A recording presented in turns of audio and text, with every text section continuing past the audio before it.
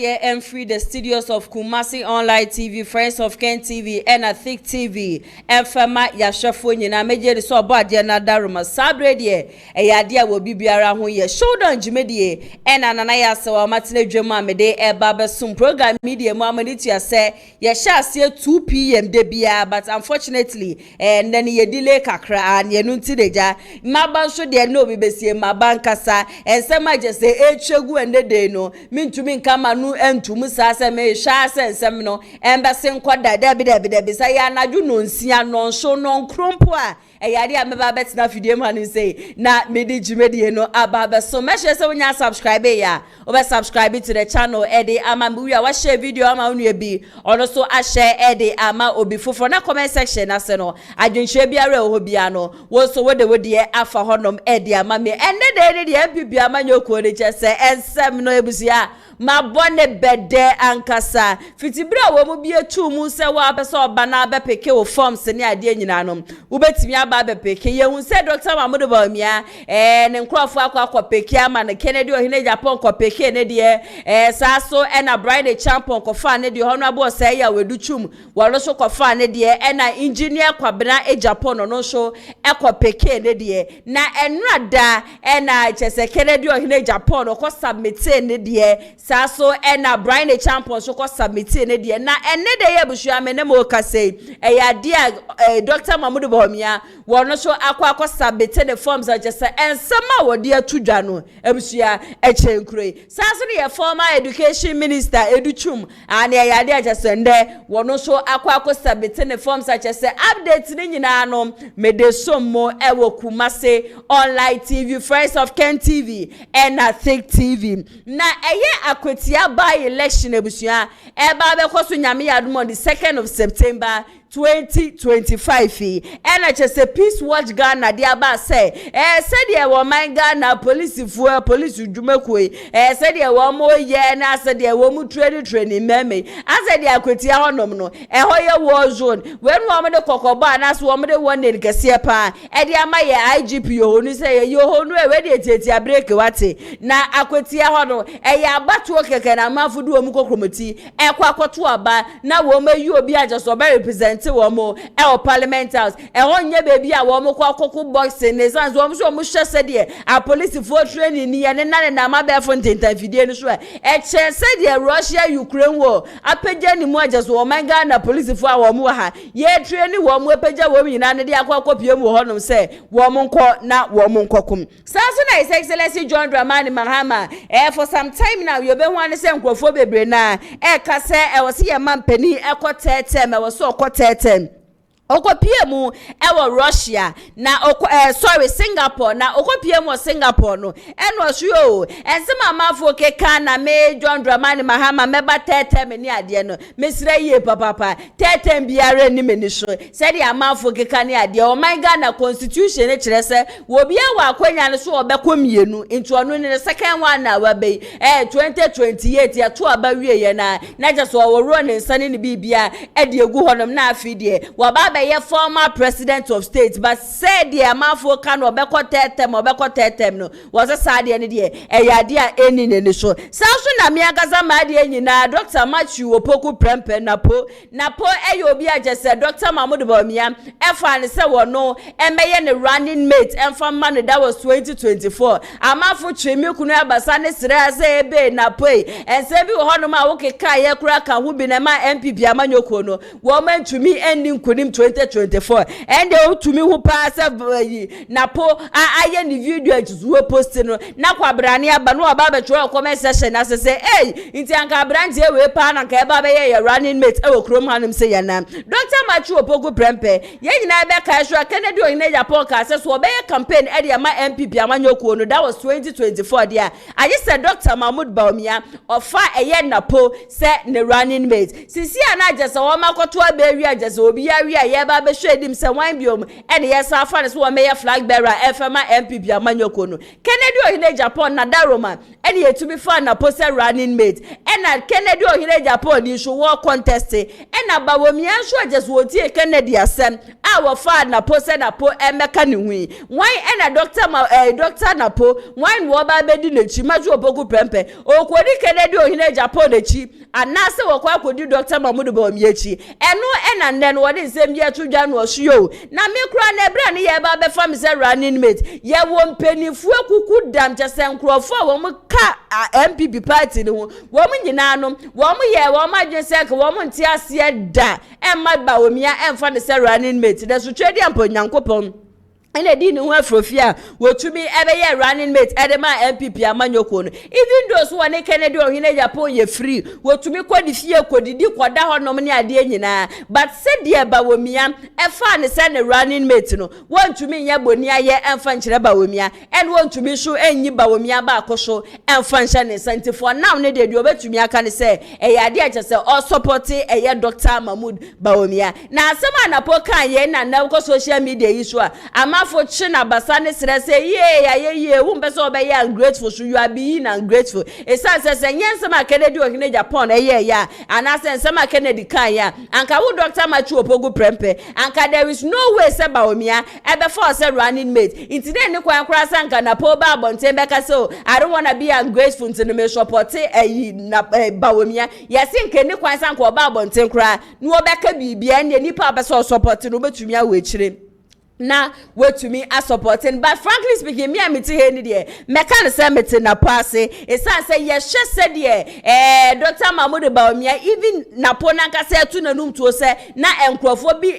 jintum say o ma ye running mate amafu bedidi na tabie na be ka ya chema wutumi media station say wo mo tete bo na po tete bo na it say na pona ba bonti abeka say oh Aspirant e fa me say na running mate that was 2024 opportunity eno de mame enti se na po kaso endorse Dr. Mahmoud Bawumia I personally feel say boni biara enim ye na so ye beka ya somewhere last week one of the stories are na trendy ye papa Rich Hospital saga Aspirant ya friend Rafia na anu ada NPP abemu wakoye demonstration wa 37 ma Aspirant bi ehwere ne ba be ma ya no sa Aspirant ne sa kopie mu Rich Hospital na de wonim se de ne sune ne ban tie metine fiduem ha de ahwo modada said ya was sode a obeso wajese wiasem nyansa nyina no wono nko ani tirimu enegu na wakopia mu rage honom nom na wepra ewo ne nso ne nurse fo no wo mu yiyi nsema no ma nurse ni ba kokora ebeka say ya de achese Rafi de ne nsa kana ama wepra ewo ne nsem ya de ye minister for health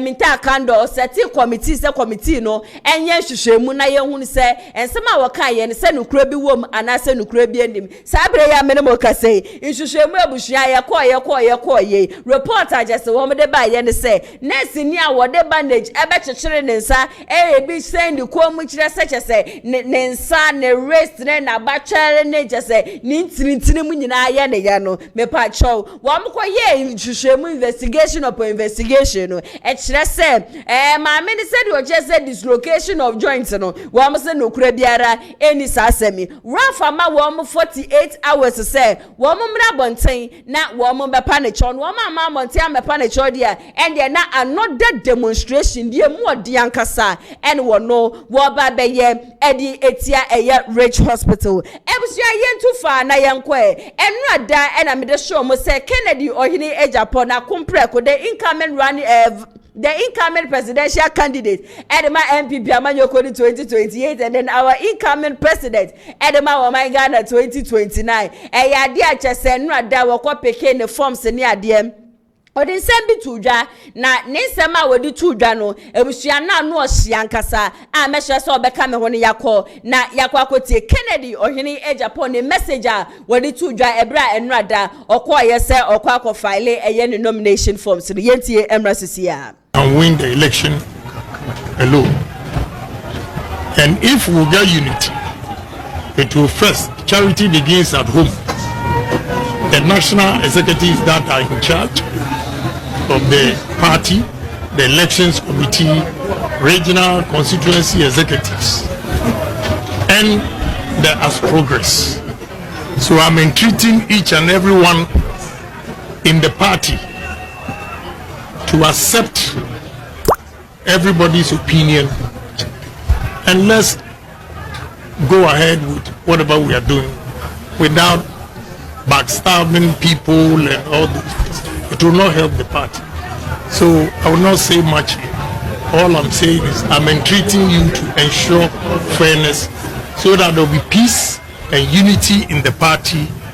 And if there's unity and peace in the party, we will definitely win 2028 election. Sure. Thank you very much. Thank you very much. I'm about to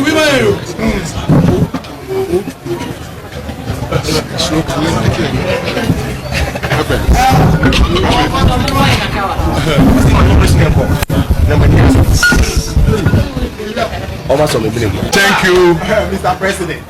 Thank you, Honorable Kennedy Ajapong, for your short statement. I want to say that as a committee,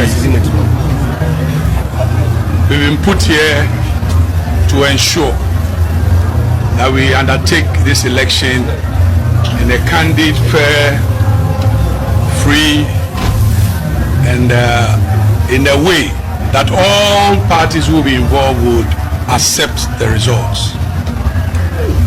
As you know, the last election, you even confirmed that the then committee, which I was a member, did what we needed to do. And there was that free and fair environment. We're going to make sure that we undertake the same processes.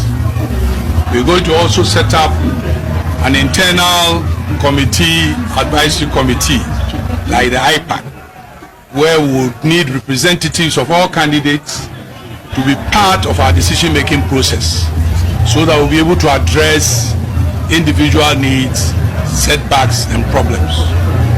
What we want to say is that now that we've begun the whole process, of course, you go through your vetting and all that. We know you have a lot of supporters, both on the social media and constituencies and even in workplaces. I would wish that you advise your supporters to refrain from using words that would undermine or tag other candidates, which will bring disunity. I would also want you to ensure that you sanction persons who do not do things right, so that at the end of the day, whatever messages that go out there are those messages that our opponent may use against us during the campaign. And of course, as you said, if we want unity, then we should make sure that sometimes we swallow some bitter pill just for the comfort and the unity of the party. I also want to pray that even as you go out there, you sell yourself and sell your message to the understanding of the delegates, so that we'll be able to Kennedy or Hini AGYAPONG the Danny Denino Ayadia Chese will preach unity or preach peace and Kasa, Utiani Kasa Yema was Yabaya Yakwa Kotri, Musha ye papa na mamba ya frakadam bia wo hono frakadam ne de banko dia showed up atuno Ayadia NPP amanyo kono wo mo beje na so se wo mo ye bibia fenchem na ne de nipa obewini bia de ni se nipa na wini and de obi e ba be support obi a ne obi ani problem ba mo be ye jandam na mu bedi se binsemu no bedi nkwasi asam dia ene da showed up atuno Ayadia ebeba ankasa na enne de ye bushia me ne mo kase NPP amanyo kono ankasa empedifo da party na no mo fancha me, but I sometimes feel say nyatwom semne ene shuban fi shuban kankan na ma wo mu lose 2024 election no wo mo sesa wo madwen me sha se ne me ka kyerem se enne de na Dr. Mahmoud Bawumia ekopeke the forms submit the forms na I was so shocked say Dr. Mahmoud Bawumia akwa peke forms ewie na was submitting the forms na a whole NPP amanyoko no wo mu Facebook page platform e wasanka wo mu de promote eye candidate ni nyina na ebusua mu nim say wo manye Kennedy or Hini AGYAPONG wo mainstream ebre wo kofa submitting the forms no Dr. Brian Champon ebiensi mese Brian Champon kwa Hini AGYAPONG kwa na mibo de dia Brian de onyankoye kwa Hini AGYAPONG submit obi enu hono ma wo streamify NPP amanyoko no mo official page de etosho miensa ene dey ni mpona Bawumia ene educhum koye no monim se educhum nso no wo stream ya fanfa wo mo platform na so Dr. Mahmoud Bawumia nkoa de NPP amanyokuo no empenifo no Nanabi any JFK wo mu streaming ye edify NPP amanyokuo no official page somebody kaya ka me say samu san ba be ye sa buga na mu ye 2023 na ye be ka say ye NPP fo na ye beji bibi atum na ye de ye kokromoti kwoto abade ma Bawumia no samadwe yam say 2025 2026 ekosi 2028 mu de san ye ma na be bade amasa mo forget na emfa ewo krom ha Samadwe yam say sansemunu na mudi ye na ye beka say ye de MPP twa ye fruma ye do MPP party ninti no wo de say Kennedy enwi ni kura na Bawumia ye ma na konya ne yankoto abanfama na ye mu bi ye de ye husi honom ye campaign de ma MPP amanyokuo no Samadwe yam say ye besa ye the same thing na emfa candidate for enagina ena sa candidate for ni nyina no each person bia etua 46 billion enyes ka ketwa nipa ba kubia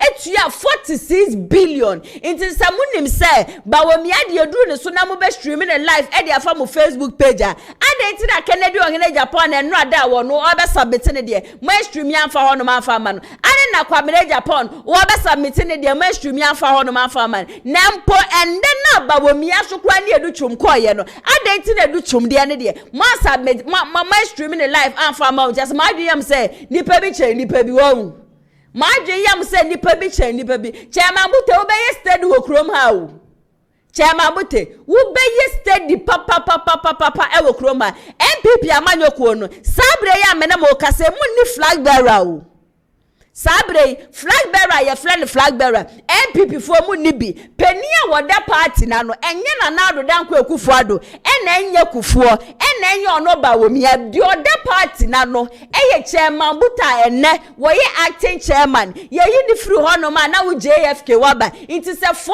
aspirant wo m nyina ejina so wo be ye flag bearer di ama MPP na wo ma be peke forms submit forms na mo streaming ni pa ba ko pede e de fa mo channel so na ensembe na mo pese mo ka kire Ghana for na we na Kennedy ohene Japan ba na oba na obe so na jasa atoto mo ne ya yampia atoto mo na Kennedy de e na ni bufu ntem na Kennedy nim kasa ba mo ankasa mpanifo so amote honum se bi wudi nkwasi asem a e wo se wo ankasa hu se nkwasi asem na wudi no obi ye nipa che obi ye nipa nche obi o aye bia forms ne picking of forms filing fee ene de akeka hu nyina no obi entua bia nche obi o Bawumia wentua 50 billion ena Kennedy kotua 12 billion and say by the chamber kotua 10 billion they all paid 46 billion old Ghana cedi inti se mo ye bibia mo ye careful wo krom ha dia mashasi amoye no monye very careful e wo krom hanum se munchi steady papa sansem hunu na moye mra bi atwam de Bawumia be kyekere ye kon me see mu de san mu koye sansem hunu na 2026 a pa ye che vote ni mu mienu e de amamo ene Bawumia ba ye me hu se amafo wo me se aka nipa 9 pa aka nipa 9 pa na me se aka nipa 9 no eno ne den na ebusua mi ko hwehwe mu na edi a wo mo ya aka nipa na ya se wo ma de ye wo mo se abana ye kwotu 2024 na wo mo ne de wo mo se Bawumia nya 41% no sa 41% no aka nipa 90 nipa 9 ne be ka ho de a na 50% meti ya na msi ye nipa amudi nechi Bawumia is a fine gentleman Bawumia so far candidate a wo mugina ina ye no kra ne de da ho a mintu sebi ye pa wo bia wo no 60 years a obe join MPP uhu se we di attempt da ende me de sa credit no e ma Dr. Mahmoud Bawumia ende e bia no osoma ne nkrofo no mu be di attempt there I do not really care about that but ye pa wo bia wo no oye very disciplined person e di attempt in politics a onim sa de ne ye e Dr. Mahmoud Bawumia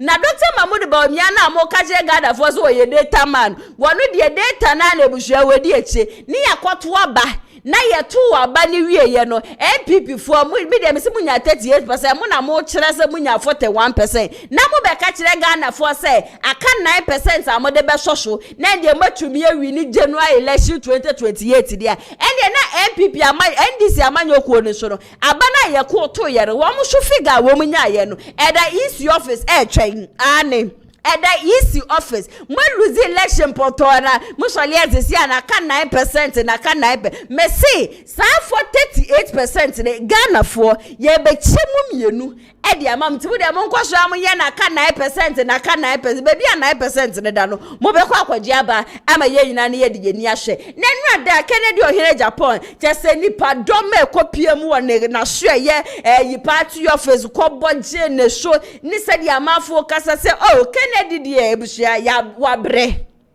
Kennedy dear wabre. Na se position a better honoma, Kennedy sefata. Ebe kura chere say oh Kennedy ohine Japan de said the ni sure she said the Kennedy owo vision no said obeso obi ndwuma de ama amanfo no enya de aje so metumi abu o mani agu show da bi ya de waso o me de kokromete no eto aba na Kennedy ebe ya mampani in fact enu ada Kennedy supporters there you people you do mu ye ni nyina ebu sha yankwa na yankwa sa videos ni so emra sisia. Be expected. What time is Dr. Abami expected to be here to file his nomination? Well, I think it's around 8 a.m. now. I think between NPP for na Jimmy for na woman di ba me chino.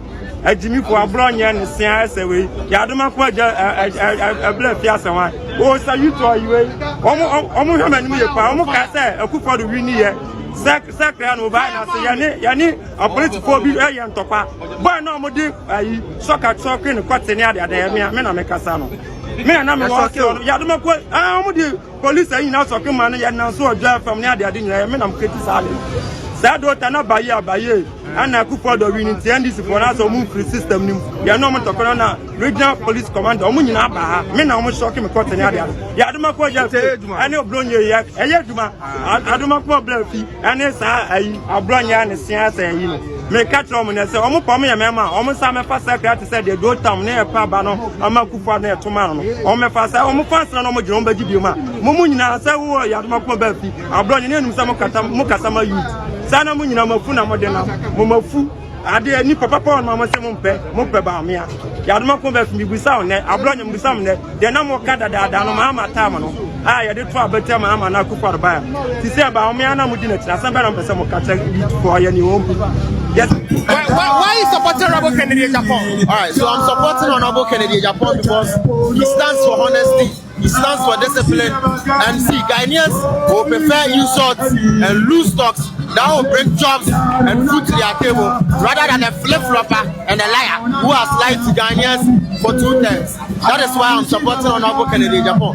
Let me set the record straight. Kennedy Japan is the next flag bearer of the NPP and the next president of Ghana. Thank you. Why are you referring to? See, you know yourself who I'm referring to. I am not here to mention names, but I'm telling you that my candidate is the best option among all of them. See, me no make control say Papa say because of you, and I will not mention names here. But Honorable Kennedy Japan is the best option. And you know who I talk about when I mention a liar. You know we know who we talk about when it comes to Ghana and lies. I would not stand for Baumia. Let me set the point straight. I am with Honorable Kennedy Japan because he stands for honesty and he's just ready and he has the track record. Thank you. So if Honorable Kennedy Japan doesn't win this, are you going to support Dr. Abami in the election? See, the NPP is one. We stand with the elephants. Whether Honorable Kennedy Japan or DMB, who is the Baumia, I don't have any problem with him. But when Honorable Kennedy Japan wins, and it's believed that he will be easily patronized and he is going to win power for the NPP straight away without any stress. You have other persons wanting to be your flag bearer. Why have you decided it should be Kennedy Japan for 2028? Aside the taxi driver, the trotro drivers, I mean, I believe in job creation. Among his policies, he's saying that when he comes, through what he's developed, Citizen for an unabridged version of crowdfunding, 1 million Ghanaian youth will go into agric. He wants to redefine our constant importation of just about everything, reverse it so that we'll be an export-oriented nation. How he wants to draw down about 12,250 FDIs, foreign direct investment, into the country every year. So for 4 years, I mean, we are talking about 50,000, and 50,000 if each. The minimum investor will not bring anything less than 1 million. If it's even 1 million, it's about 50 billion. If it's 10 million, we're talking about 500 billion. He's saying that is stock not too cheap? No. You see, let me tell you. Aside the 1 million Ghanaian youth into agric, another 1 million. Not everybody wishes to go into agric. 1 million youth will go into business. You see, you don't need with practice. When I tell you that our campaign is molded around design thinking. So once you ask me a question, it goes through the six processes even before I speak. That is why you may think that our campaign is down. We are not down. We know we are very careful, very measured, and we believe that the man is the man for the job. You sound very confident, but this person you are celebrating, he may have done private business, but he has never truly really headed any public office before. He has never been a minister. He has not been vice president. He hasn't been able to manage a public space, and he wants to manage Ghana. Can he? The people around him. I will invite you one of these days to our meetings. In fact, almost everybody in NPP, anybody that you can think of, is part of the campaign team. How? It's part of the decision-making camp.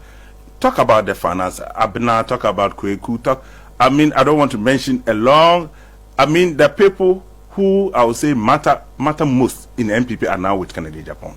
And Kennedy is not going to be a one-man decision maker. No way. All his decisions are guided by all of us.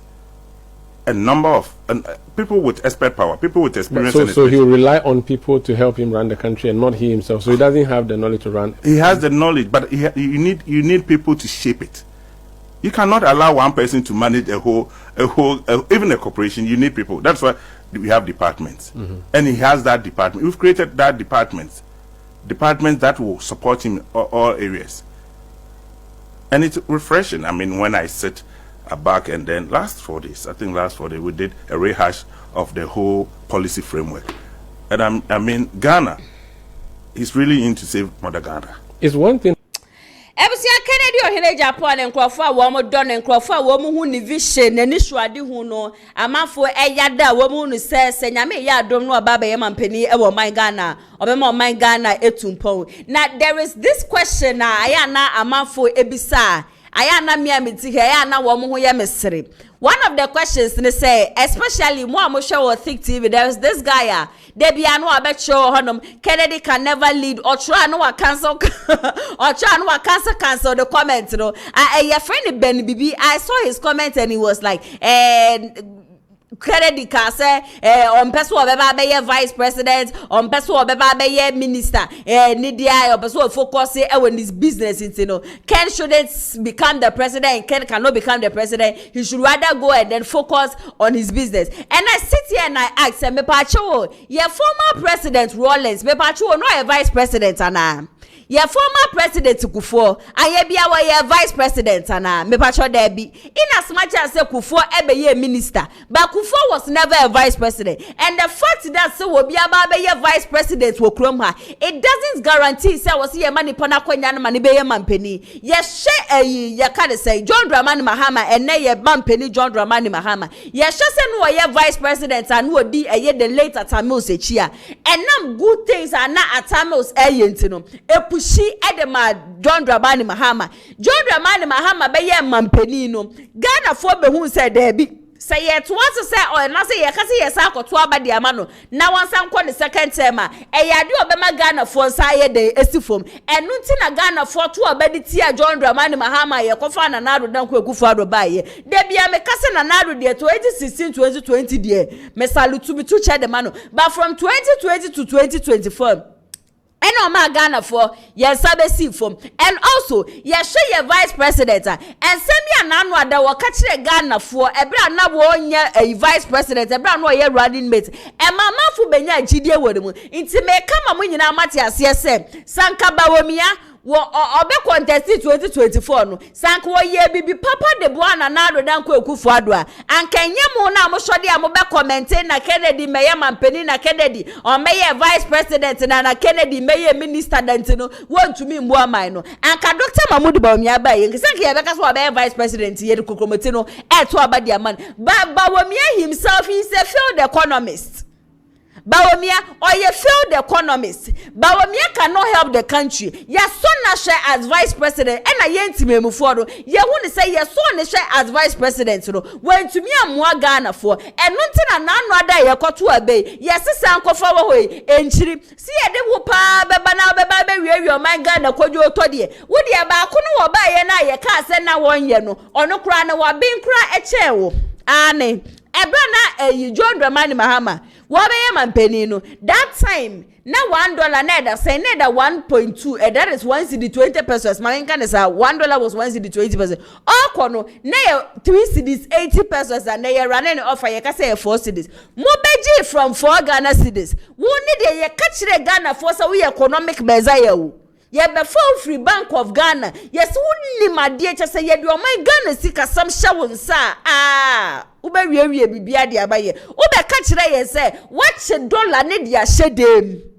as an economic measure ebusia $1 every serve 3.8 and as a 4 Ghana cedis no e shuti ya ko 17 Ghana cedis.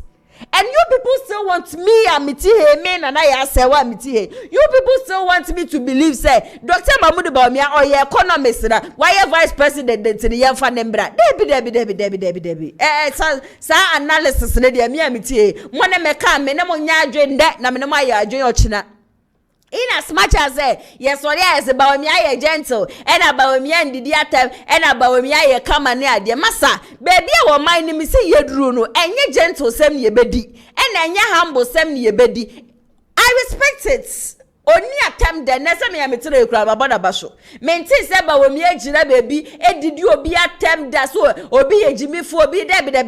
Bawumia has never done that. And no dear me the respect to no Emano. But the first say Bawumia did attempt that. And at the first say Bawumia so they are no wearing the white who are shana gensho no shana cambu no looking presentable. And just say yenta mo my Ghana sikasem and some fashion is an as a yemanemra. Now I'm sure my Ghana sikasem nina should there be Bawumia has failed Ghanaians and I am so shocked say people are refusing to accept it. And what I say, a lot of people are refusing to accept it. Me say, Obiara what time Kennedy or Hine Japan Biano. And yes, say onim se Kennedy bet to me about my Ghana. Or time Kennedy or Hine Japan because he is bold, he is fearless, he speaks the truth. Obia one pe Kennedy asem biano. Nipa ni suro say, especially NPP for yabi. They are so scared say, Kennedy ba, sangwasi asem na sebi womu di ye ebra na nado dan kwekufaru ye mampenino. Sanse munu no Kennedy or Hine Japan on tolerate ewa na memu omu. Anything and there, Uber won't crawford be no many abede. And I learned that Dr. Mahmoud Bawumia wo chia papa share. Yes, Bawumia, yes, it's here with Chiano. Sangamiti ha me ye de kayesi abusha. Anka de me ye be pa de Bawumia. Yes, and yanke to be chiri wo bo mu se ne de beso so yes o wo bode road de Bawumia ntine jefa. But ye na ye sika na ye show. Ye hwese wo man Ghana no ebetumpo Ghana first. Se wo man Ghana be ye. Miti he so man Ghana ye. Niama bofo abusha de na kire se sa sika no de bebrem no be bu yan de afaso no mitumi nya sa sika no. We are looking at say my God, abeko denim. Not the money, ya beji edia she ye botom. Debi. Bawumia mini ni problem. He's fine gentleman. Why ya dear obey vice president. The republic to me aye bia de bushia. Wo ye de bua wo my Ghana. But the moment na just say ye hu ni so ndi atem no ye gentle no. En just say ye sanso ne hwe. Ye so ne hwe ba akodo. Amwa yen. Ade papa biye badi Bawumia si ye me na me de bai ba de boni biye ko so amemo bia do was there be me de minim ho hwe and people still want us to trust him for what? Yembi say ho se enkwafo na anu ada wo mu di na chia no wo mu ye dede ye campaign ni ade nyina ma no Brian Champion say 2024 election in Eastern region Bawumia wenyi 1 cedi mpo wonu na yi ni bottom sika no de support Bawumia ewe Eastern region na se Bawumia ye preferred candidate Bawumia ye obi obetube de power de abre NPP amanyoko na adenti na enne de ye buhwa me mo ka say Brian Champion wa se twa no a wo sa ba be contest Educhum na wo support Bawumia baby a wo begira bia no ye de ma Bawumia yembi say ye ho say e ba ne say na nne Educhum wonu so atwa no wo so wo ba be contest they know very well say Bawumia cannot win the power for NPP 2028 ye ma Bawumia 100 sorry ye ma 100 years kra won to me Bawomia, ya money 100 years. Aye, wo beti yese. Ene ye duwe kwa 3, ene ye duwe kwa 2. Inti yansa so fa nembra masa. Me see the records are there. Data no wo hodnom. Eya mo nkoshe figures a wo mu nya ye ne ade enti ma ye sab do wo mo sababa. Na mo ncheki bawomia de. Me mekaso ye kremoni anase kusasi ne mamprusi ntokwa na obi mekase na I am doing tribal politics there bia no de me meka but no kra ne so abusua da honom na se wanka no kra na ebefiri ato bawomia they can choose to present odie obetime win NPP flag bearer 2028 but trust me say general election emfa emfa na bawomia ne Ebusua wo kopie mu ewo NPP headquarters. In fact, nipa koye ane. Nipa koye papa. Baomia kita domo. Kennedy wo dom, baomia so ewo dom ache samanfo so ye ready. Amafo ye ready say 2028 they are going to support Dr. Mahmoud Baomia sensuoto ewiabo de ebesibia wom so Baomia de ebusua wom nyi ne ba konfansha ne nsada they are ready say baby obefo se suma se kura na ndi obenante kura na wom so benante de edi nachi say de ebeye 2028 obeba beye president ewo krom hanu say no kasa in fact ne nsem ne so de me digest ne mabia mu ba before say ye betie nsema Dr. Mahmoud Baomia kan ye no na ye nhye videos a je say chegu ye bra Baomia kasa ne hu kani se mira Baomia wo standing grounds and that je say wo mo de wo nomination forms ekopie mu wo headquarters say na amafo di asane amafo boje ne soro credit no enkoma 1957 in fact ye hwe videos ni bi errors here.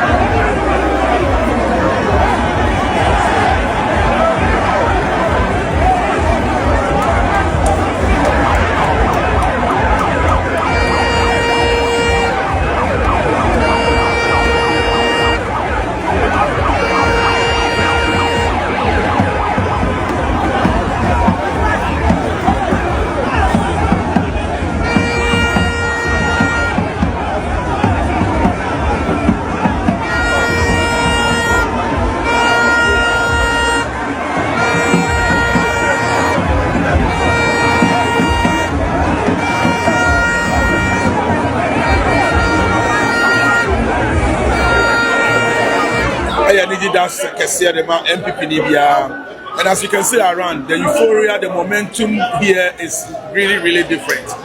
I mean, we are making history today. Party Nadia to say Dr. Alhaji Muhammad Baomia in the last 16 or more years have an opportunity to be part of another Dankwa Kufuabe take it home. A comfort in here, a soon party, what Chilepe face, or your candy at any given time, party Niman Aquania will wait to me at Kapati Abu. It's a now party ma, Abu headquarters here. It is not by accident. It is just an indication that His Excellency Dr. Alhaji Muhammad Baomia, NPP rank and file AGYAPONG Sir Aba Yeba 31st January 2026. Onuna Osefata said I was a party no Ayan Kandini. Media Obimabusa said, as a national officer, why Dr. Baomia? Media Dr. Baomia because every national officer helped to me. Me and as Deputy National Communication Director. I am not the first national officer, means over declare. To Abani be a delegate. And now, a company candidate upon ever, or who should have Padua Cano, I'm not from one, Deputy Director of Protocol, and also Akamo, Uja, your regional chairman, also our federal candidate, almost supported. What did not do Your regional officers will be able to be I am an assembly, I could not. and this year I want to show interest. Say I'm person I'm too frank and na obi ase fata. But say we are accountant na we are mathematics. Now your political strategies there. We want to bring player we there. So NPP per candidate. Obetimi winning power ama NPP 2028. It is no other candidate than His Excellency Dr. Alhaji Muhammad Bawumia. Yes, I cannot impede. He garnered 42%. I have 41.75 EC's official declared results. Ya can say what in Nabaka and Wabo. Now you're done and then NDC had a new candidate in Ababa. NDC will be presenting a new candidate. Dr. Muhammad Bawumia after John Mahama and the other president I want to be my BMO. While you're more popular, he's more marketed than any NDC candidate that they will present. MPP, any many they Nayaka Molia said, since India did the power of Sabata, maybe I do MPP, we cannot change His Excellency Dr. Alhaji Muhammad Bawumia. He is destined to win power back for MPP, and that is the reason why I, George Krobia Sante, have declared for Dr.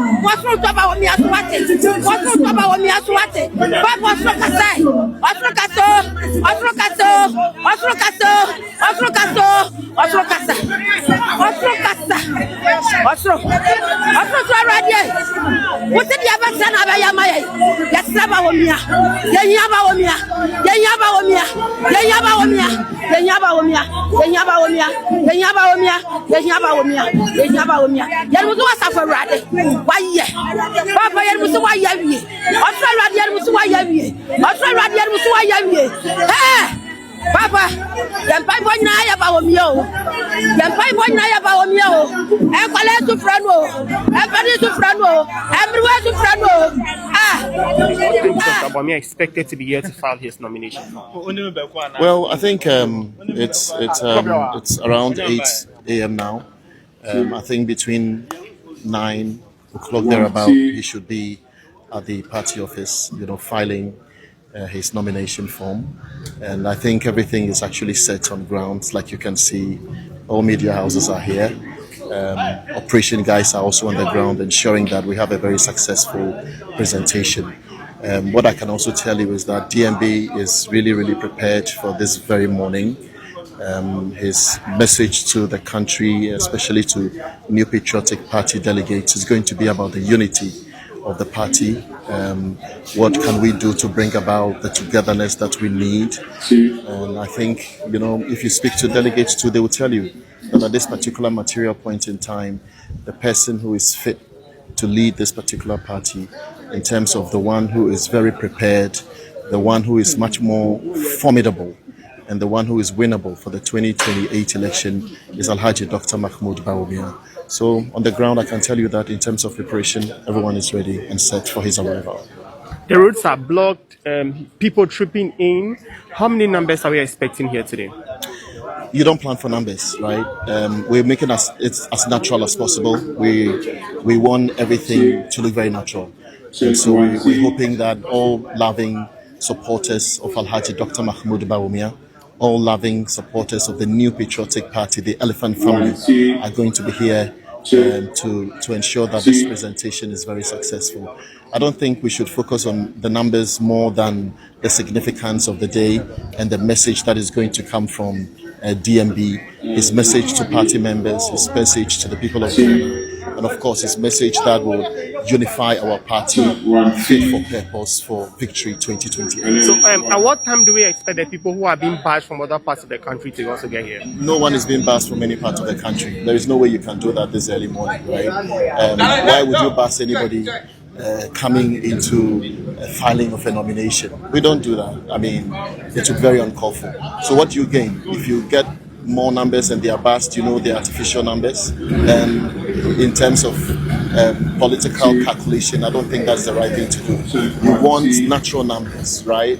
You want people to calm themselves, natural love, to follow Alhaji Dr. Mahmoud Bawumia as it's been done over the years. So, Basing, have you just say and day Dr. Mahmoud Bawumia ekopiemu ewo NPP amanyokono wo head office just say nipa koye eko support ye no ene ya hwe ye ni swade abai wo se aka nipa nine pe na nipa nine no sisi ya le no an wo mo hwehwe na minim da se ye to abawie na political party elusia Womu dudu a womu nyaye na se votes a womu nyaye no aya na eda EC office ntini ye twen ya the next election kakra bi be ka wa na sa de eda office odom no ya kwa kwatam de aba be ka na dipa no wetumi edi nkuni me de na MPP a NDC abaye ko do mu 56 da hono nti ye imagine the little voter womu benya de aka na just end 2028 no womu etumi edi nkuni meti abranti abakwa na wo kan sem bi se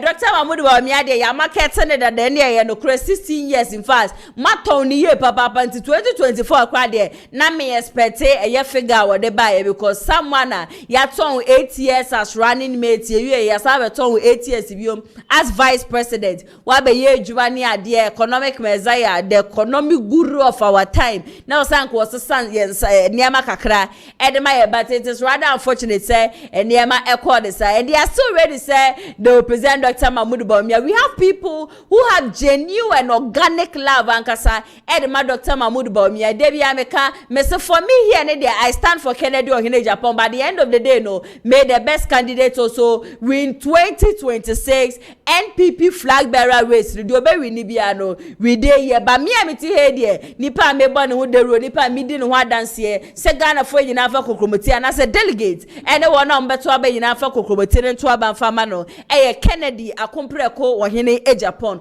wono ena many de me hu ni say wo ba che so betumi aba wo man Ghana no man Ghana etumpo no man Ghana so afa ne ntuma pay for bia ndwuma ne ade nyina na amafo nsa etumi akọwo mu ano na Dr. Mahmoud Bawumia na kasa ye che se nenkran ho ne de busua me se enye betenye for bediagro na on mountain stage ankasa che se wo ye campaign na on mountain stage no si oh media munyina munim say mindidi atem menkasa anyhow menkasa by heart in fact MPP party no ma bo adwuma papa chese 16 years ni tokro bie no hono ma me Dr. Mahmoud Bawumia wo oman Ghana chese mudi mi wram a mitumi enwram wose en de constituency bie no hono mo so a wono Dr. Mahmoud Bawumia onwra ye osi in fact adwuma de wa ye bi we defend the MPP chese na anu ada election ya ye ko ye mpo no ne modembo ni chese de ye no ni nyina no esafata se MPP biamanyoko no esa so repeating nti on dia was resemre no so a delegate na no wo mafa kokromoti no ento ba enfama wo no Dr. Alhaji Mahmoud Bawumia wone ne ho kani ande asanso de abusia wo di china ne na so a enya asam keto yenko na yenko tie Dr. Mahmoud Bawumia ne nsem no emra sisia to put forward the most prepared candidate for the 2028 election and the most prepared person to be president in 2029. In the last 16 years, I've had the privilege of joining each and every constituency at least 5 times to work hard on the ground and campaign and work for the MPP. Just like the thousands of you who may not have had all the money in the world to throw at the party, all my sweat, my reputation, my knowledge, and my person have been dedicated to working with you for the success of the party. As a result of this, there is no village or hamlet or city or town where Mahamudu Bawumia's face and name are not known. I owe this party a duty that if we are to win 2028, we ought not to start afresh from zero. Instead, we ought to build on the nearly 42% of valid votes and work across and work to cross the 50% mark in the next election. I have also had the distinct privilege of serving as Vice President and supporting the President and the government in our last administration with ideas that have significantly impacted the lives of millions of our people. This is what the streets refer to as being rich in ideas. The initiatives I advocated for in our time today are making impact in people's lives. The rich, innovative, and practical ideas that I successfully championed and saw to implementation include the Bank of Ghana's Gold Purchase Program, the first in Africa, the Gold for Oil Program, the first in Africa, the accelerated issuance of the Ghana card, mobile money interoperability, the first in Africa, the Ghana Digital Property Address System, the first in Africa, Agenda 111, one constituency, one ambulance, the Zipline drone delivery service, the largest in the world, the universal QR code payment system, the No, which is the first in Africa, the No Guarantor student loans, Ghana.gov, the Citizens app, NHIS registration and renewal on your mobile phone, the rental assistance scheme, the Zongo Development Fund, individualized credit scoring, paperless ports, electric buses, e-gates at Kotoka International Airport, and the digitalization of medical records across all district, regional, and teaching hospitals in Ghana, amongst others. The implementation of these practical policy initiatives has resulted in many people saying that I have been the most effective vice president in Ghana's history. This implies that given the opportunity, I can equally become one of the most effective presidents in Ghana as we go forward. Ladies and gentlemen, I demonstrate my strength by getting results, not by making noise or by insulting or by bragging about money.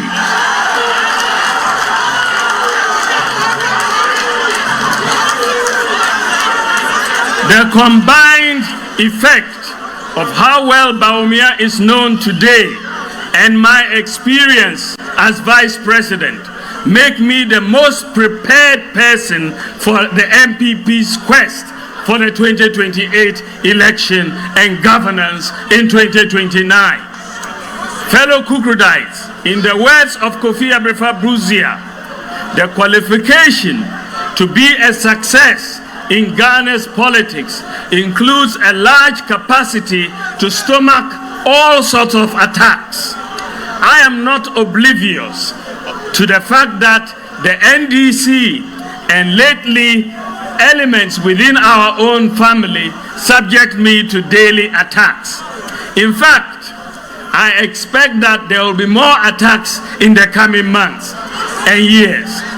But I have learned, if I have learned anything from history, it includes the fact that a man must be formidable so that no matter the adversity, he stands tall, focused, and resolute. All that can be held at me have already been attacked. As the days are going by, time has shown great vindication. The Bank of Ghana, the IMF, and even the NDC kingpins are now admitting on many matters that Bawumia was right. What more can they say about me now? In our history, when all has been said of a candidate and yet he remains standing, victory is the logical next step that awaits him. The Akans have a saying that Openyi due mate mante.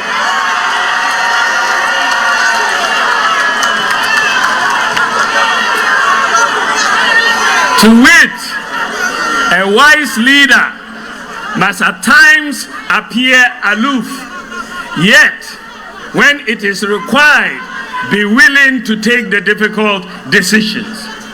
That is who I am. I am cool on the outside, but do not underestimate my inner resolve.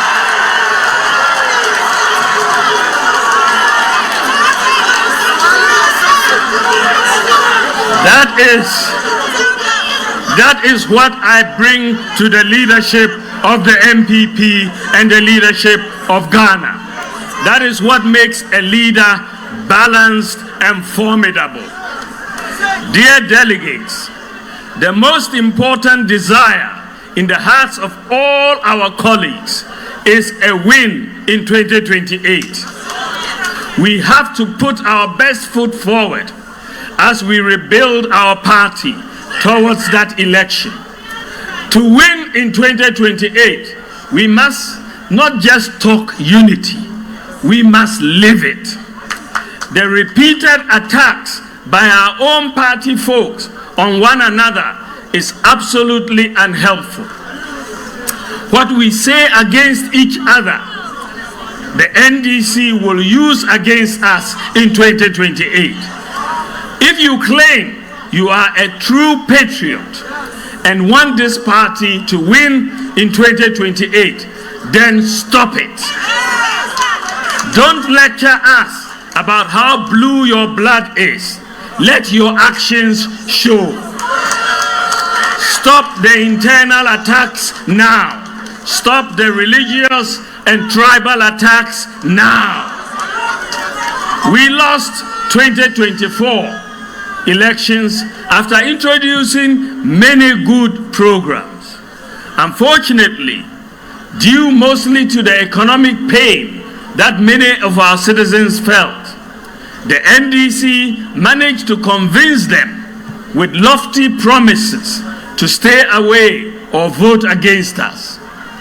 We have learned our lessons. I assure you that these lessons will be put to good use when we return to office in 2029. However, it is becoming evident that the NDC does not intend to fulfill the lofty promises they made to Ghanaians in their quest for power. The promise to pay cocoa farmers at least 6,000 Ghana cedis is one they don't intend to keep. The promise to institute a state of emergency and repeal LI 2462 to fight galamsey is one they do not intend to keep.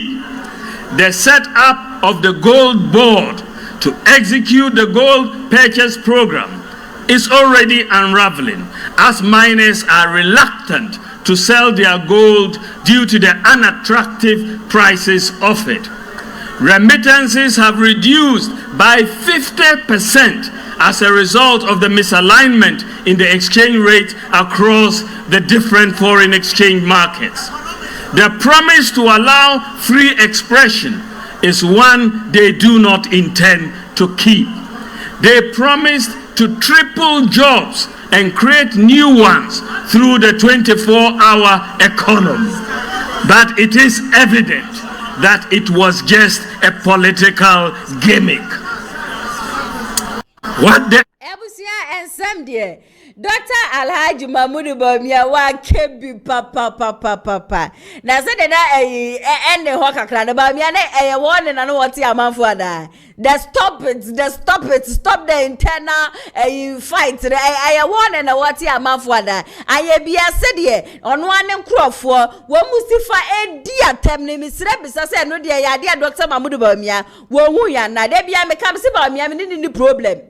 I do not have any problem with Bawumia, but sometimes I feel, say, Dr. Mahmoud Bawumia, he's becoming an hypocrite. Say, Dr. Mahmoud Bawumia, who say you do not condone to internal fight, internal matters, and now mafu did you among one time, now mafu kasaka setia mafua. One kasa won't grow for would do omechino. I was so to me punish one, and I so to me my woman warning. Me say, Kennedy or in Japan, so who on the camp, and I said, we were doing quasi, some no Kennedy or in Japan, and Bessie Becca son, now Washumawa, or Beba. Sorry, Obeba Bonte, Aba become a Ghana for you know when say, as some now will buy a Becayan or no Kennedy in Japan, won't Moshe. But Dr. Mahmoud Bawumia, for so many months in near, I will be to Sabronia, this Abrante and when you're fending time, many who Bama Sasa go, what better will be and what did Kennedy in Japan attempt now to be the Kennedy in Japan. Ababa, where I say your friend said, and they close the debate. Chama won't to me movement TV near Danny day you know now womu di Kennedy or Japan attempt. If you are a man of your words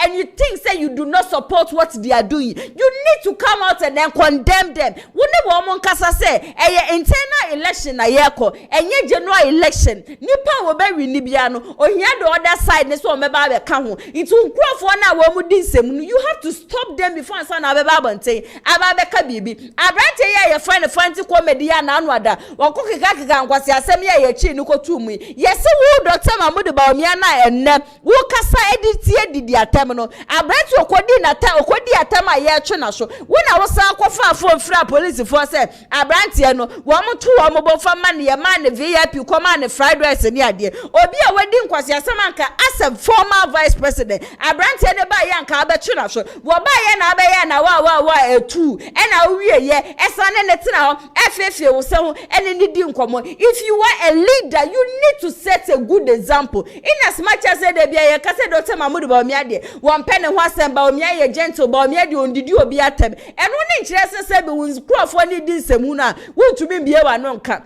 I don't have any problem with you and them says I don't have any problem with you my kind several times.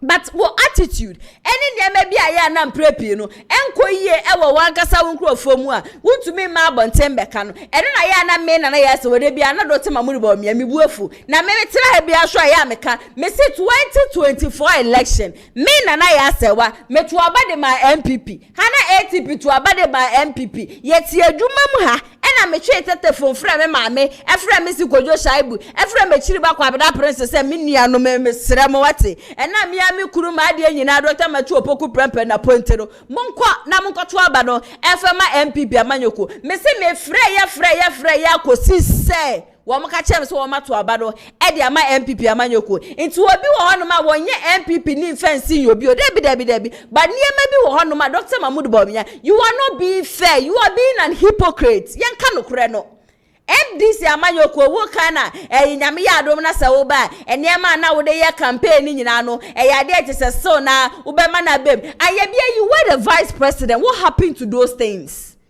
You were the vice president of this country for 8 solid years. Adentina sa nyema ni nyina no went to me anye. Adentina went to me anye. Bisa MPP and some empa woman can yana same crying to ma for kotuaba MPP some NDC and some man womoka and kokon get it Debi ankoko nkete 24-hour economy. Even they couldn't explain 24-hour economy. Inti ka Dr. Mahmoud Bawumia asa the time Ghana fo ebufu no nanka wo ba ye nanka abesere Ghana fo minim se mubuefu ba mo fa ncha ye ba ye be na mo jai sa necessary niema ne begina platform so be ye wo sisifia ni bi ye wo sisifia ni bi e be she Ghana fo ebufu a anka people will not vote for NDC wo na enzamera no mo de nam NDC enye atro en wo mre chechire galafo wa akra waka se ensema wo mo kaye wo mo ba ye koko pharmacy die mpo ena na renwe wo mo se agese koko pharmacy bi wo mo brundua digu fo man se wo mo brundua digu fo but you have become the economic messiah o my Ghana ye sikasem no wa hyesope wonim se de na system ne ko wonim se ne na timemfo ye complain se na ye kase ne memu aye dendi abaye na obeba be ka bibia be che Ghana for re obeka bibia be hye Ghana for cry no you were rather dancing ye wo sisifia ni bi ya was sifia ni bi. We say you there, you will never disappoint NPP. You will not fail NPP. My BS candidate today, who is going to fail NPP? So Kennedy be fail NPP ahu. Anka sa buga na mudidi in 2023 no. Kofi party ni mu. Kadia mudi ye Kennedy ohine Japan 2023 no. Anko di free party ni mu. But no akasa ba bonte be cast wo no party no free mu nne. We free mo china. This time, mo try push ya say, mo be shake Kennedy before mo be ma Kennedy aba abonti akasa. Kennedy se men kasa da. So still na mo pia no. Na abronye DC de mo nim se mentumi ntina ha ebra min keka ma adwen fa nkyere no. For some time now, me join the dimbo because I was thinking maybe courtesy for boys and girls na me recommend them man so won koto na won kan no e bia no wo kan yakwa anim anyansa na ede ne tirim no o mana ba be ye adwuma but this guy has failed me during Kennedy campaign. That was 2023 mo ho and na Kennedy making statement be say obefa say minister and as a government appointee e wo no na memuomu a you do not have to dress shabbily. Want to me and share belt to be a warren ache now won share mpaboa bi a just say and who abofi now won share white stopper just say we color ni na ya brown ni ade na won fa megina ni mpe position sa ade ni de won ye na sem na wakae no wakade manyansafo na nyansafo so ne yete na se ejimifo anko na sabi asema Kennedy ohine Japan card that time no wo mantena se na bushua mo beji de se enne de ya me ne mo kase sa asem na wo ka 2023 no abronye DC ya na ho nya fe nanim pase eto de bia me hu ne hu kani kwa na me re kra ho de ama oba no wa kwotwe sa video no e ka kire NPP police station executive say Kennedy ohine Japan se wuntumi nto atade pa na wuntumi nto belt pa na wuntumi nto mpaboa pa oba anya ade aja so be mo appointment ntema in fact, sometimes I wonder where these people were brought up for. Say and Crawford we wo mu free he, Kwame Taribe wo free he. Yakofa ni free he because I wonder entity ya de man no. Enti aye bia o, wo yo here need to the stand say uko pejuma kra e wo say wo dress ma wo hia no e kasa na. I don't understand this. I don't understand this. It is one Kennedy catch us say it wo hia mumpo no men shata ade aja say na ne toate na wo shirt na men to na wo shirt na prompro na de na wo enempo no private institutions simpo no wo ko pejuma na sa wo shirt top ayem to ye na sa bi wo bodwese ni ade anyina afu na wo belt awe na ache ni ade na chain bi aja sa arasi bi da wo kom ni ade wo ye sure say wo ba ejuma ne ye befa wo we are sure say adwuma no kwa ebe for it is so better on no be ka say if you need to dress presentably if you want to become a minister or you want to become a government appointee in his office aye bia ya sema e kire so a say bia branch e chimifue wakotwe sa video ne ka che police station agent say e ma ye nto aba ma abronye disi say wo ne na wo so ohia no wani gi wan yo bia na nani gi ohia hu wona wo pese ohia no edokro wonti a wo de saadi na kwa kwoti TV a eno ne nkire se obi abeso ohia dokro no yesi nkwa nchen ade e fa ye de na eto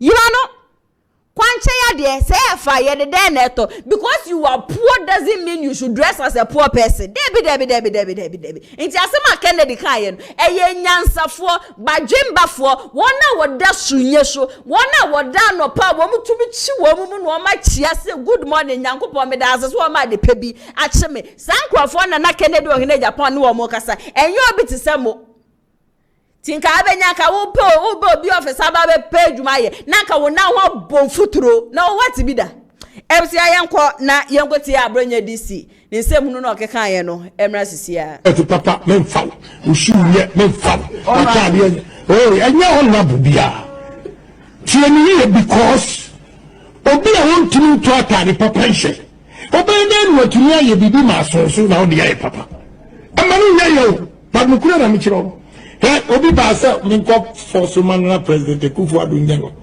DC obaye anopa tututu wo hwe asoa god bi odu baye na wo hwe belt no a aye say apa say hedi di na mbisa no one question say into wo ba ko me wo ba wa mo belt papa memfa wo shoe ye memfa akade ye anya on na bubia tieni ye because obi a won tinu to atade papa nhye obi na nu atuni aye bibi ma so na odi aye papa amanu nya yo padukura na mi kiro obi ba sa minko for Sumanana President Kufuor Nyango DC obaye anopa tututu wo hwe asoa god bi odu baye na wo hwe belt no a aye say apa say hedi di na mbisa no one question we are polling station here we are polling station near tie voice way polling station executives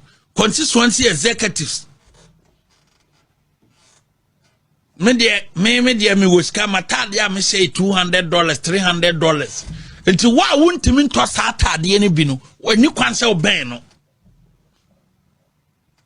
ba sa nipa ne say kwoto abama no mutia ne yo polling station executives wa wuni $200 atade a obehye atina obewu agya no akọ nipa nsehwe Askafu wo kroma bebre na no alaji soma banda ekọ adaka kra nka ho okọ skani nipa nsehwe se de twere konkon no kan ye no o se ye ba na dagya ne ebesana kọ na dagya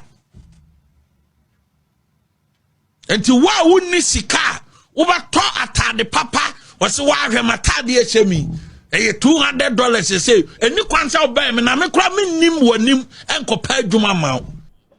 In fact, I know very well say sisi ane de confirm say ABRONYE DC enkrofo na de no febi and I doing nya adwuma sa I have seen it na kane no na minim say bia wo obesesa as time goes on but I personally feel say nyansa no eni honom adwen nya adwuma adwen ye adwuma nsem bi honom a eni kwan say wo ka.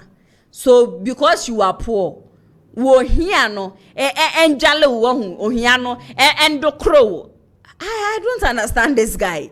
Me who say one lady sister Emilia yeah say me be phone lines into mani anche maybe a phone lines na e dia atum say de be ya wa pese wo frɛ eba dwumedie ne so bia no wo betimi afrɛ na wonso wo do wadwenhwɛ aba ensem bia so pese wo ka bia no na wetumi e dia ba betodwa. In fact ABRONYE dis ne niema bi ne niye bi wo hono mabuzia aya na menti asie sisi ade de enzema Kennedy card na no hu eno no wa mo kwafa ba o na no ade ya wa mo de brand champion tenses ba ya I think the best so more on Monday, either Monday or Tuesday. Munim says see ane de ban the champion tenses no. Wo mo de akwhye Kennedy ohine Japan say Kennedy na e sheche na or drafted tenses of brand the champion de ba you know. Che say enkrofo na wo mo di Dr. Mahmoud ba omi echi na meje wo mo ho abuzia. Menti ase minim say ya no for de wo mu twetwe bio say ye den yo say no so ye born na wo mabon say se bi enufu nso wo manya bi anumo say den yo yete ha na mo de Kennedy tenses baye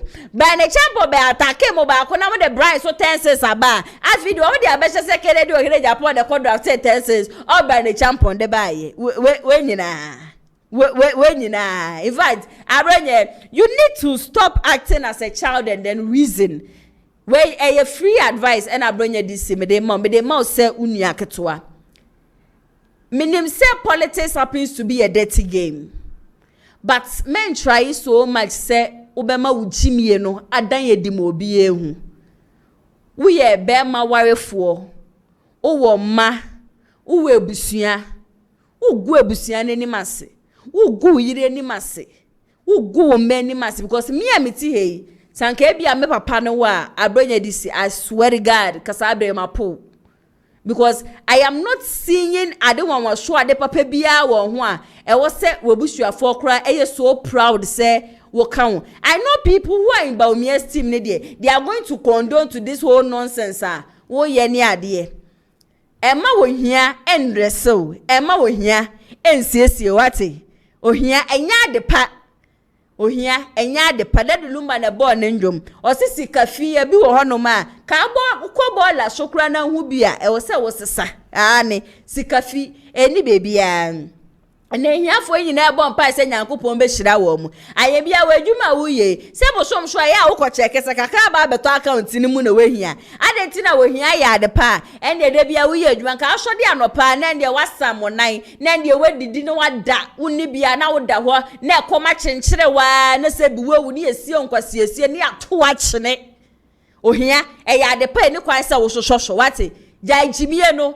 na we ye bema wawale de bia ye ka wenim na abronye wu jimi o abronye wu jimi o abronye wu jimi o e ye ka se wu jimi a me pacho enye se wo bi kanfo wu jimi a ye kire ma we hu se adwe na da wutirimu no enye adwuma we sisi a baby a odi edu no Inti ema polling station executives more monto aba from Kennedy because Kennedy akoka say eni kwan say wo dress shably na or no o ba nanim na say wo shad one shad niema aje say eye come and shout at the pa wo no obe wo wesu abontintin they shouldn't vote for him. Are you serious?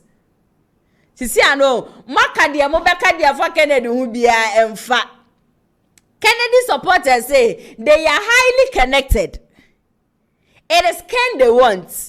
One must say let Ken be Ken. Yenim say Kennedy to say ye pay adie sa. Ni suni ne ba na wada ne di magana fo nyina ehu o to me sa said ye wote ne sa na wote e nti wo mo ka so mo pe ne sa no sisi ane de mo pe kwan bi a mo be force because mo di nkwase asem no we provoke Kennedy a wono amba se me mana me ne se bi jejwentie bi te sa wo me yiya do nti no sisi ane de wo de fa baby e se police station do obeto ma Kennedy bi abeto ma Ken obi anim said ye Kennedy tie nti mo pa mo nkofa ni old video bi a what o show no tie anhwe mu mpo edi anhwe mpo mfambra people who love Kennedy or Japan loves Kennedy or Japan and rather metina video maka chem say CEO de magana cocoa board Randy Abe ya dia je say wasiu eye abronye DC eye 220 million Ghana cedis and rather ena wo mu kopie mu e wo court na aja nyame adom abronye DC no ya guarantee the bill na ya guarantee the bill no on the same to just say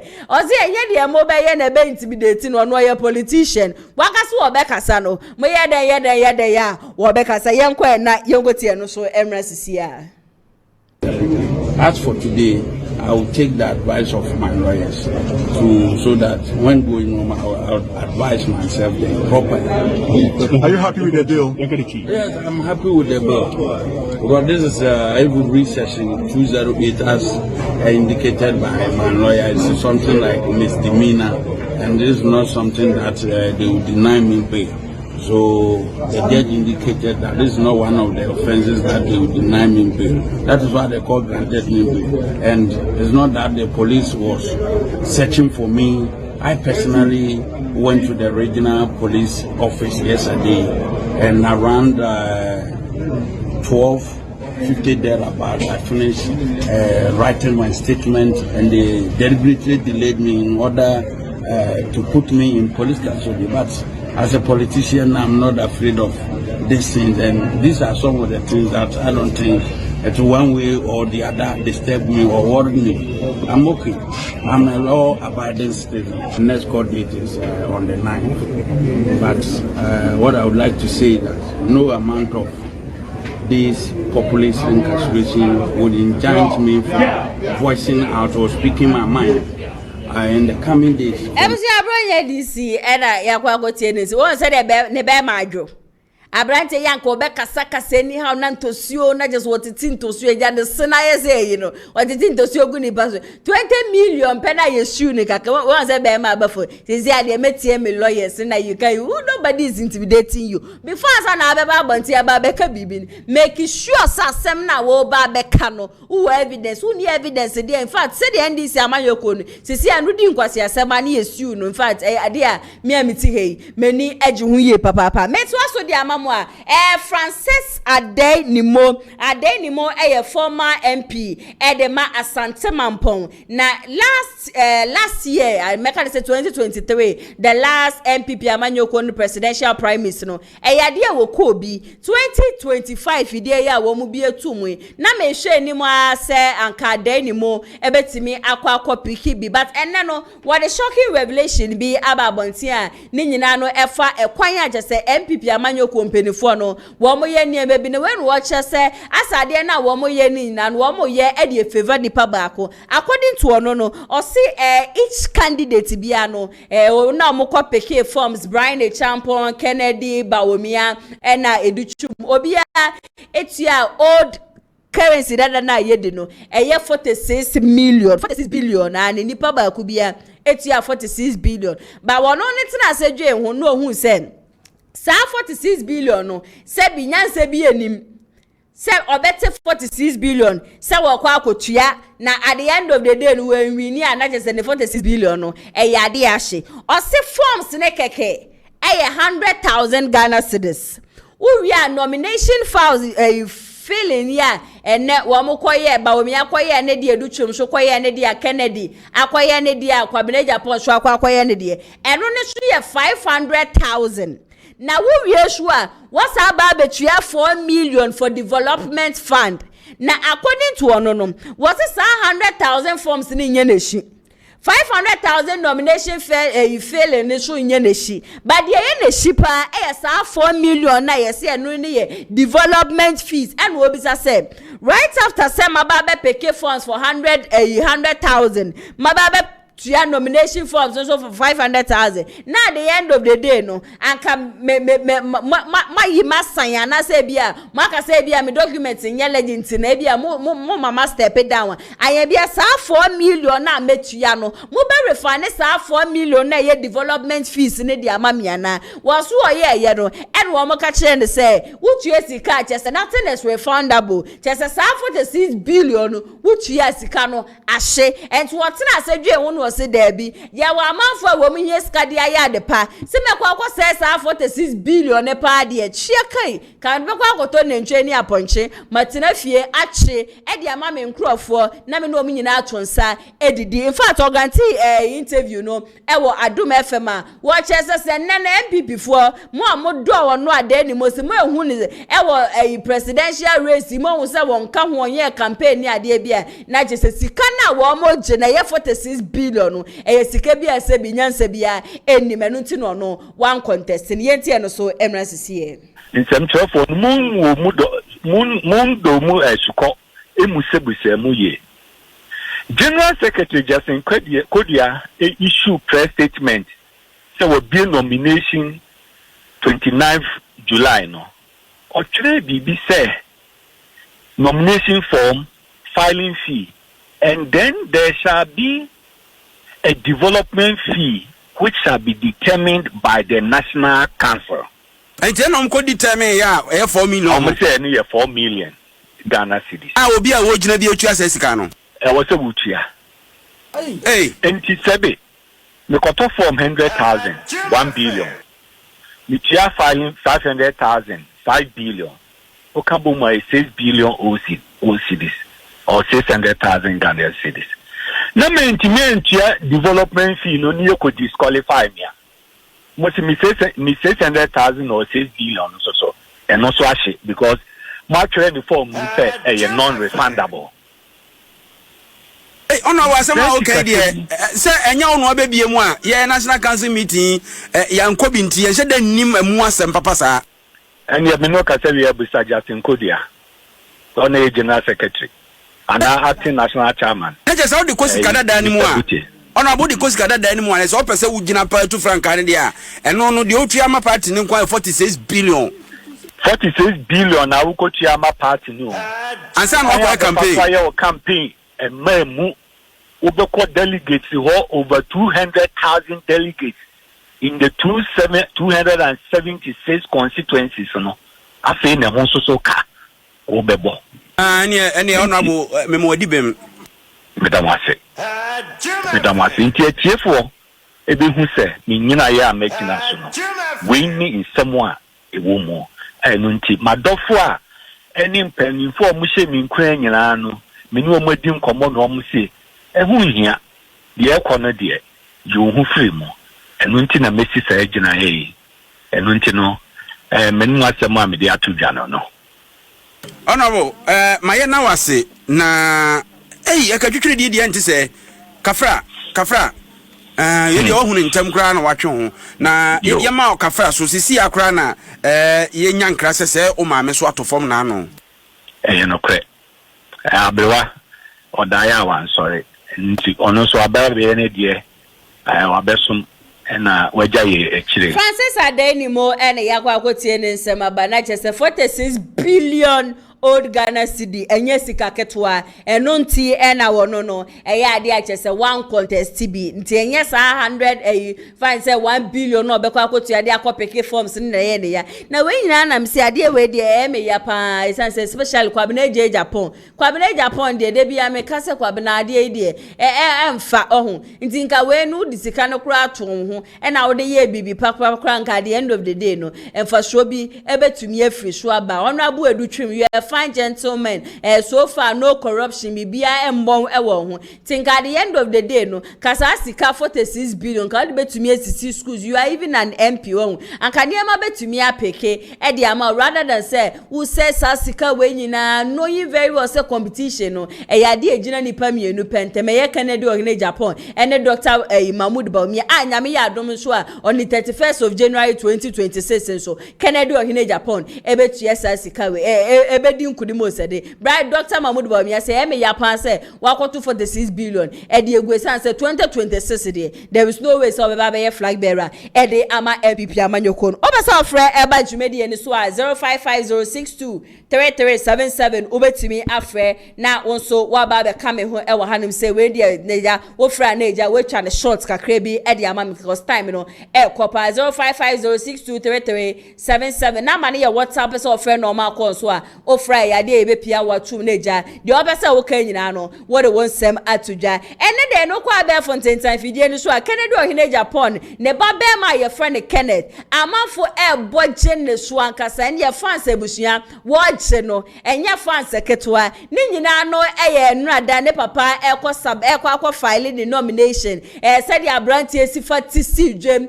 na said na won supporters no wo mu di asane ade na amafo ka say yeti krom ho amafo bi wo no ma jese wo mo ma ya te se wo ma wo su ye ni mienu ye fa hu ye ma ni de biara dada bia wo me de wo mo ma ni isie na hwaba le Kennedy Ohene Japan dia said o si forma ne ma ni nyina no ebe no said ne ma esifa ni dipa kwa interact no ya de jese ye fan kasa jese ne no social media no so baby biara be fa bia na jese Kenneth say ye boje ne so a and say ye boje ne so Aspirant we ena na anu ada bi me betena haka jam say bra no so otu kwai akwa abrochire we kodu airport ayese jese ne niama na ebro so ntina wo so wo charge ne bi no be ye gaga say share my father is Kennedy Ohene Japan wo kwa friend papa Kennedy se masa Ghana na wa baro wa broje nkasa ansem hunu no wuntumi ndi oni immigration officers kasa no se meba no ne niema se mu betumi ayi di egu wa mu yingu ho sika ne so na eda so no wo betu ya monje no me ye ne papa nkire ze meba betuso sansem no sanse ya brochi a sansem no enya di obedu ho no we na ma me behu ze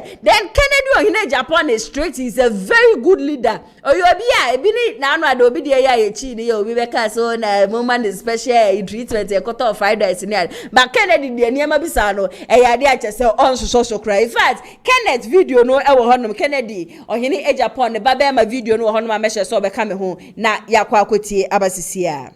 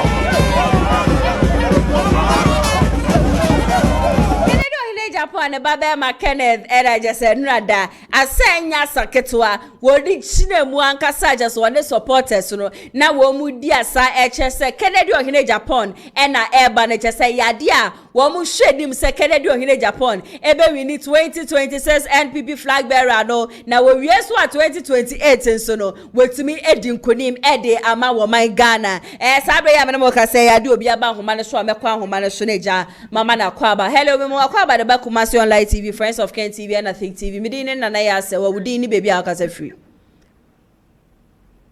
hello hello good evening. Good evening. Oh. And you may to say. Nyame adom me ho ye pa mba cho na onso e. Oh, Kafra, you know me free host. I'm a host catcher me say ceremony problem kakra. And so in name na me hwesi ni pen. Me hu se maba na utomu na na me hwehwe call. Showdown program no so. Okay. Miss Remo. Catcher me say that be mon kofo ba ko ho fa no. Na me kokon sa na yare. Onim.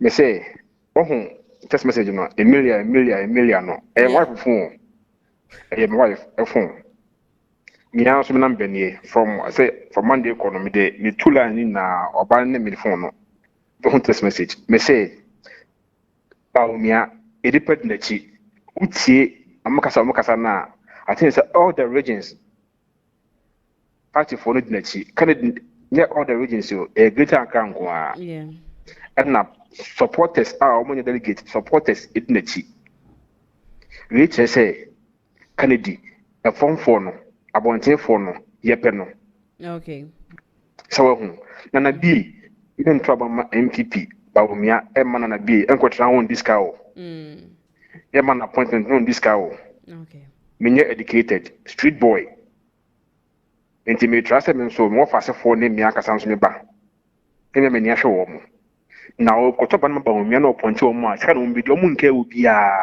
koduam omu nke obia the same as akufado town hwe ba omia office lady ba ko a wo ho sisi o wo hefa okom hama yeah eho on ye adwuma ono be kan se ene be a wo ye na nye yeah yen kwa ye mfanye campaign abronye empese meke ni bi a che no but town wo kama me say kredi wini a wo ho kofu bi wo ho o mankasa ne mpa mo but o mankasa be ye din wo kana ase o mo bedwane free party ne mu o mankasa bedwane but ye mpe sa o mu dwane kwa na ye be fro mo so mo ma be kan ye ho enye campaign no e maka ne de mini na o mbra na afi o meje adwuma ema Kennedy wini no hwe a afi freedom has come said the nkoma kan no any freedom o ya mo se Ghana ye na dia me say every time na wo ba o me ne nkofo na me nka ho ti am say na Ghana ye na dia semi di boni an kombe chime okay ba o me nkofo di boni a mo nche no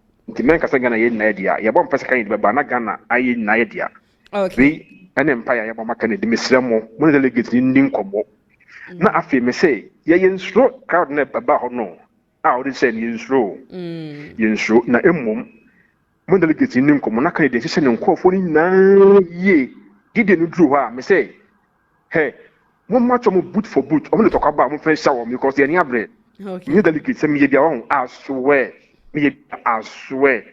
and then come between then say tribute ye ni abre papa plus me catch say me nkofo me so me nkofo ye more than to say ye do so ya ntwa bana and then I say omwa che men sa be nyina ne bani hase yo mungwa buchire okay ne begwa ne pa mungwa buchi na o disa ensem bi ensem fata no but e bom pa ya makanedi nyame head ne baba okay all right ye bena wasi ye papa say also ofre ba jumedi ni so a wode wadwenkyere e ba 0550623377 is also open say ofre e ba jumedi ni so obetimi afre ye WhatsApp obetimi so afre normal call ofre ya de agese e be pie watum na also wode wonsem abani chese Ken supporters ye they are ever ready say wo mo be support ye Kennedy wo hini AGYAPONG na sabre ye bena mo ka say ye the biggest announcement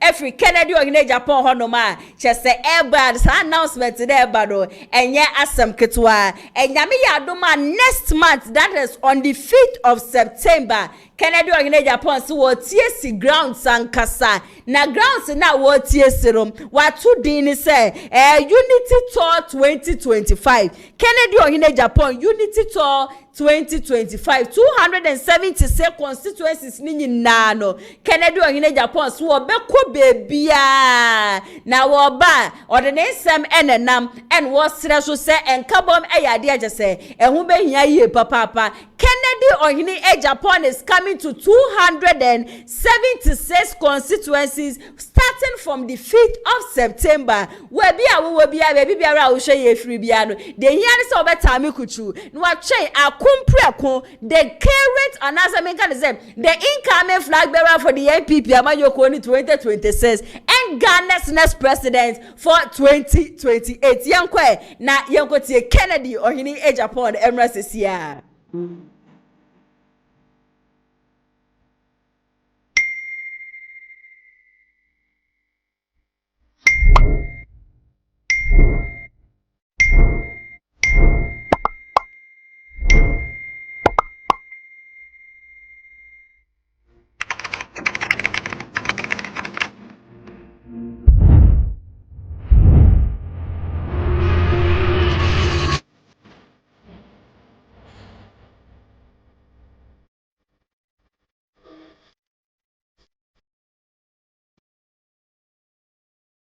Unity Tour Kennedy Ohine Japan here from the 5th of September 2025 Eneja yakwa sheno intine me say wo constituency ni nyina no just relax and also the other part did not time kuchu baby biara obekọ bia constituency biara obekọ bia so trust me say nana ya so me ba betina video man say na me de ni nyina no aba beso in fact time no ekoye papa ntime kan comment ni bia aba ama mu nyina mahu Emilia say nana ya say how are you doing? I hope you are doing well. I called your producer and he said you would come around 4 p.m. Welcome back, Nanaya. I love you, Keke. Thank you so much. Sason and Semsis, was saying, Nanaya, you are late today, but we are here to support your good work. I really appreciate.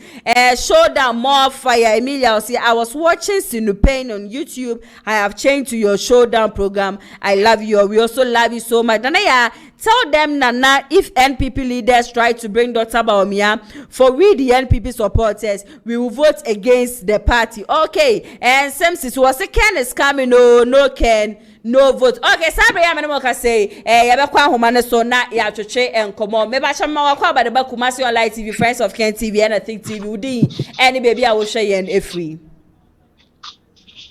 The patron, Nana. Hello. Hello. Hello, Pachamete Wonka. We didn't be fine program no and so ye be na yes you do na boken ho dance here. Send ye be nyame be adom na delegate 31st January. Omo be adom no mbe ti ona boken. Ni nyuma pa odie no mbe to abanama no ama abe lead MPP na 2028 so ye de na kwaje power ABRONYE NPP. Okay, but before that, the batch would baby I will share you free. Okay, me patch your friend me Kwame Ampon. Okay, because I free Paris, France. Okay, but fire my you go so fire. I'm back for ABRONYE mono. Omo kasa fini ade omo eguso on the sister no honorable king obedi na atem no ne mrebe so enti no yanso ya de ebekoso ane abo honorable king nyuma pa o die ne ebebo ho yebekoso adi ho adanse se ne ebe ya delegate for no say omo na tumi no wo omo nsem sure na yenim say so se ne emre ekono nyame nso bekoso ahye no ho ne unyame nkunibidie aye dia sure na Baumia no a kwamba fa ABRONYE ayere ho a odi ona boken ho atem adi na atem no Baumia no nkeka fie wono ho no esene ona boken no asembia no mo kofa beto yeso no nyame bekasa na Baumia no no odi ye court 2024 no ani kurunkura ya nto aba ama no se MPP for se wono an ye besa ade na akode a 88 no enya na ebeba 39 me nso so ma hye ho nkom da ho okay so almost on be prayer na almost on de Bawumia na ebe so ye kon a 88 no yenso akire no yenso ye be prayer be ba 39 se unse honorable king eko file in the forms oko MPP platform no so a honorable king de na so pre champion de na so we educhum de na so obia de na so enso Bawumia nko ade oko en Bawumia nko ade na omde akoguso na che mo mpanimfo no amudi party na nimu no opese mo kire se kire Bawumia nko ana ya MPP ni ana na ye to aba ni wie nso a se enipa no aka na obi anso se obi anso be support se Bawumia wini o so na bokin wini a eso obi ade na chitafo no ye den eba se na ebe ya bi a party ne betimi edi nkunum na se mo se ba akofo no nko ana mbodi no adanse ye wo ba bi ade a nyame nso so be kasa sure am honorable king aba be lead party no ama 2028 ye de na kwa akodi nkunum ama Ghana ama MPP youth omunya adwuma anya no omuso so atimi abenya adwuma ye efi se honorable king no na ni so ade hu ne se Kwame Nkrumah ye papa odi kan ebe fa Ghana konwa no na ni nyuma pa wo ye no ono nso so enu bi na si na ni so se ono so betimi abeye de eche Kwame Nkrumah de no ama Ghana nso so atimi atumpon akonanim na de ono de dollars be da se wa tuki ne de safo akoma agi oh ene na no ne okogina platform so a won kan dollars ne economy ho asem na oka digital na ye aduane a ye die debi enti unu aba audi ameko na obi so abeka bi nti no ye die yeguso a ye di onabo ken ho adanse na nyame akasa na obekasa nso so nkunimdie be ye de amen okay mena wasiye papa ebusia ye Kennedy ogile Japan supporters ena wo mo frɛ ya wo nyina ye o ka bibi ye de yeguso a ye ne ye nuanom ne a abusua no mo ye delegate no so yeguso a no mo kasa free okay wo ya de aja se wo mo kasa hwe se Kennedy ogile Japan ebetumi aba na 2028 nkunim de etimi aye MPP amanyoko ne de meto a comment ne so de amamo ne de na just say mirror say Dr. Bawumia cannot even beat NDC Apia Stadium to win Ghana's next president never and ever. Okay, tell NPP leaders that I am not an educated person, but what I know is that losing 1.7 million votes to NDC is a big shame to the NPP members. I no cry da honum so anyway because which night are they talking about prayers all coming for Bawumia. Madam, who wants Bawumia? Say you want Bawumia. Nah, I don't need Bawumia. Okay, so meaning Kennedy supporters do not need Dr. Mahmoud Bawumia. Nanaya, we the Kennedy supporters don't fire this video. 300 and something thousand delegates. They are how many? Trust me, Ken will win massively to be NPP presidential candidate. Amen. Emilia say no Ken, no vote. With Bawumia losing for NPP, with Ken all things are possible. For NPP, our next president is Kennedy or AGYAPONG. Kennedy all the way. See, Bawumia go and sit down. Now you will lose poto. Bawumia and his people are laughing. Let them laugh. Daddy boy, I say Bawumia, you are talking too much. Let me answer. So say, is he doing national campaign to NDC or doing campaign against NPP delegates? Doctor, you are dreaming. Nana start taking calls. Okay, this and the other side of Fra. Wait me Freddy Abba. So Michael Arthur, or see you don't have anything to say. Dr. Mahmoud Bawumia. Akosia Morgan, say who is that Bawumia? My friend, go and sit down. Bawumia na math. Dr. Mahmoud Bawumia, you started this whole tribal politics. Why you Bawumia for president? My phone not just about me to me my name be your president that Eunice Efia Fosia also Ken all the way. I am still fully connected, don't worry dear. Okay, you are the liar. Dr. Mahmoud Bawumia. Eunice Efia say I like the way you talk there. Well, Well talk, you are great, bravo. Thank you so much, Eunice. Emilia, Dr. Bawomia, you are the problem for the NPP. Kennedy all the way. Enemies are not God still. I am for Ken Bam. No Ken, no votes. Kennedy is man of vision, man jobs, man thinker, man of less than just in the comment section. I said, Debushia, Nina no Kennedy, Wahini, Japan. Another host, don't worry. If Ken win the contest, Nana B and Justin Fulkodia will run like a kai. You stay cool. Okay, Emilia Senanaya, please read this message to Dr. Bawumia that if he faces Apia Stadium will win against him. Bawumia na just and the comment about Ewo Kumase online TV no and Majebre Akinka ni no they amount some of them called friends of Ken TV just a nomination there ya just a Kennedy on Japan and amount for air budget the Shwanka say one pair and you will be just over to me abua wo my Ghana no pair and a bit to me my NPP amanyoko no wo me to me about power. In fact emre no e ko ankasa ha na mre mam kwai naija and some and them be so mo say shoulder jumedi no me de nyina besi nyame ado ma china Friday exactly 2 p.m. e ade amesan so ba betina fidie man say na me de NPP amanyoko hu nsem ndis hu nsem and wo my Ghana hu nsem sem nyina so no